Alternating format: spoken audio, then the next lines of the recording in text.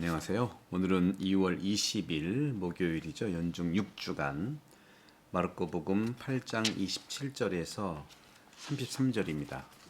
오늘은 베드로의 메시아 고백이죠. 우리는 지금 복음의 심장부에 와 있습니다. 예수님은 누구인가? 그동안에 많은 말씀, 설교와 기적과 치유와 함께 마르코복음의 중심인데 16장 마르코복음의 8장 마지막이니까요. 예수님은 누구인가? 군중들은 위대한 예언자라고 하지만 베드로에게는 눈이 열려서 베드로가 직관한 것은 그분이 메시아의 준비자가 아니라 바로 메시아다 하고, 즉 그리스도라 하는 것을 고백하죠. 예수님께서 메시아라는 것은 어떤 의미가 있을까요? 그리고 제자들에게는 그것이 무슨 뜻일까? 온전히 이해는 못합니다. 하지만 우리는 그 믿음을 고백함으로써 성모 마리아처럼 이해되지 못하는 아들에 대한 그러한 생각들을 가슴속에, 마음속에 품고 곰곰이 생각하였다 하는 말씀, 이것이 바로 성찰이에요.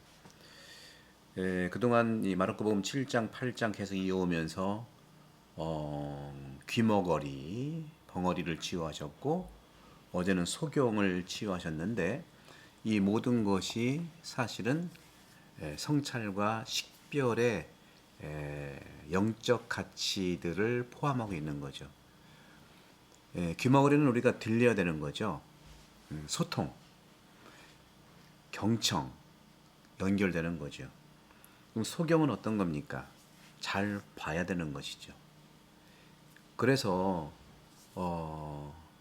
성찰이라고 하는 것과 식별이라고 하는 것이 동전의 양면처럼 우리를 드러내고 나를 발견하고 하느님 뜻에 따라 사는 식별을 종합적으로 살아갈 수 있죠. 그런 점에서 성찰은 내가 해야 되는 것이죠. 그것은 간단하게 말씀드리면 고해성사에서는 나의 생각의 이야기, 나의 행동에 대한 이야기, 나의 습관에 대한 이야기, 내 말 언어 사용에 대한 이야기를 하는 것이고요. 그리고 식별이라 하는 것은 예수님에 의해서 되는 거예요.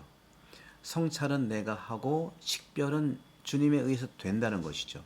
그래서 식별은 통독을 한다든가, 또 필사를 한다든가, 또 말씀학교에 등록해서 텍스트를 가지고 말씀을 깊이 만난다든가, 성경 공부도 괜찮아요. 이것이 모두 식별을 위한 겁니다. 성찰은 내가 하고 식별은 된다는 것이죠. 하고 된다는 것. 그런 점에서 베드로는 예수님을 알아보는 것이죠.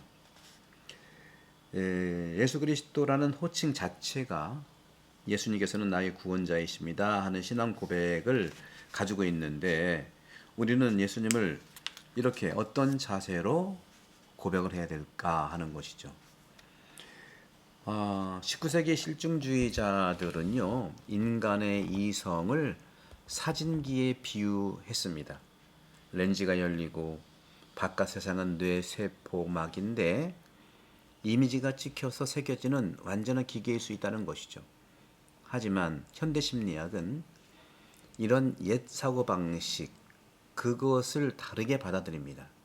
다시 말하면 인식과 내적 판단의 식별은 기계적이지 않다는 겁니다. 토마스 아퀴나스는요, 인간이 어떤 존재인지에 따라서 인식하고 식별한다고 주장합니다. 인간이 가지고 있는 심경, 원의, 소질에 따라서 우리에게 적합한 것을 선택한다는 것이죠. 어떤 인상이거나 최고 평범한 것이거나 인간은 인식에 있어서 주체적이라는 거예요. 똑같이 태어났지만 쌍둥이가 다른 것처럼, 나라마다 다른 것처럼, 도마다 그런 차이가 있는 것처럼, 그런 점에서 사람은 모두 다른 방식으로 사물을 바라본다는 것이죠. 종교적 질문에 대해서도요, 가치가 분명 존재합니다. 현실은 모두 자기 방식으로 그리스도를 본다는 자기 방식이라는 것은 가지고 태어난 것도 있고 환경에 습득된 것이 있죠. 하지만 오직 그리스도 자신이 진정 그분으로서 메시아로서 명백해질 때 사람들의 변화와 회심은 선물처럼 다가오는 거예요. 그분을 만나보십시오. 내가 드러납니다. 사람들은 물어보니까 그렇죠. 세례자 요한이라고 합니다. 오늘 복음에서 그렇게 말을 하고 있지 않습니까? 그렇죠.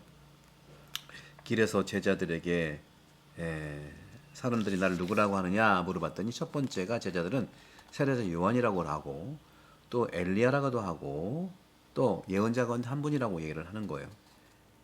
예수님을 돌직구로 얘기합니다. 너희들은 뭐라고 생각하느냐? 너희들은 나를 누구라고 생각하느냐? 그때 이제 베드로가 나선 것이었죠. 이런 점에서 세례자 요한도 회개하여라. 천국이 가까이 왔다. 이렇게 고백한 것인데 아무도 이것을 기억하지 못한 것. 그래서 또다시 그리스도에 의해서 군중은 사회 종교를 기대하거나 변화를 기다려온 거예요. 민중은요. 이렇게 새로운 질서, 새로 나는 이런 여러 가지 정치, 정부라든가 경제 가능성을 기대했던 것 같아요. 하지만 어느 누구도 자신의 마음을 다시 말 자신의 마음 안에서 변화가 시작돼야 한다는 것은 생각하지 못하죠. 참 그리스도인은요 낙천주의자이면서 긍정주의자입니다. 그런데 풍요로운 세상은 스스로 변화되기를 기다리지 않는 것 같아요. 우리도 그것을 변화할 수 없다고 믿는 것 같아요. 너희는 나를 누구라고 하느냐 하는 그런 예수님의 돌직구. 영국 속담에 이런 말이 있습니다. 여자는 다른 여자에 대해 말하는 사람이다. 우리는 대상 양식으로서 다른 사람들을 판단하고 믿어요. 제가 서두에 말씀드렸던 성찰. 성찰이 어려워 그렇지만 우리는 일상적으로 친구들과 어느 공동체 얘기하는 거 보세요. 자기 얘기를 주로 합니다. 누가 상대방이 어떤 얘기를 해도 자기 얘기를 하는 거예요. 그게 아니고 그게 아니라 하면서 자기 얘기를 하는 거예요. 자기 얘기도 누가 들었던 얘기를 한다 하더라도 무조건 자기 얘기를 하는 거죠. 그런 것처럼 저는 성찰은 제3자가 나를 바라보듯이 내가 제3자에 대해서 얘기하듯이 나를 들여다보라고 하는 것이죠. 이처럼 우리는 스스로 역시 다른 사람들 안에서 투사합니다. 자기 자신을. 비밀스러운 내원이 내 역경과 고통들, 감성적인 나의 이러한 그 고통들을 감각적으로 바라와요. 그것을 있는 그대로 고해소해서 바라보십시오. 성찰의 대가가 될 겁니다. 그런 점에서 하느님을 찾는 사람은 하느님을 찾는 사람은 다른 사람 안에서 하느님을 바라볼 수가 있는 겁니다. 왜냐하면 모두 하느님의 모습으로 하느님의 아들이기 때문에 그렇습니다.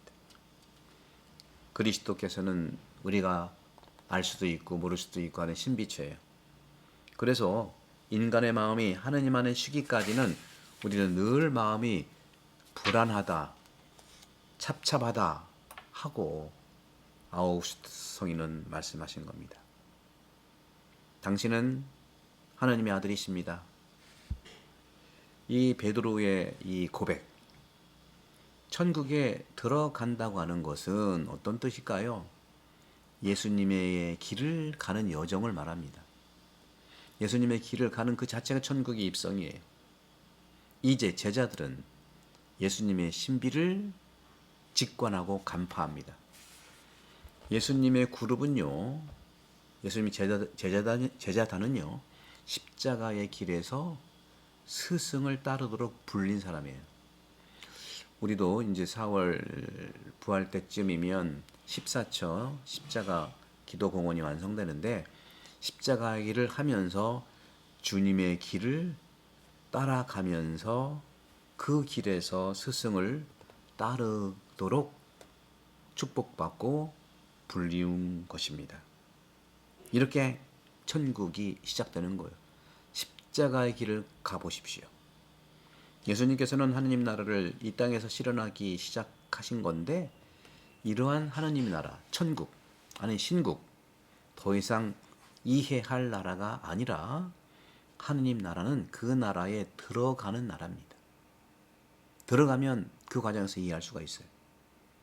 스승은 이제 추상적인 모양이 아니라 분명하게 말씀하시고 그룹들에게, 제자단들에게, 우리들에게 드러내신 거예요.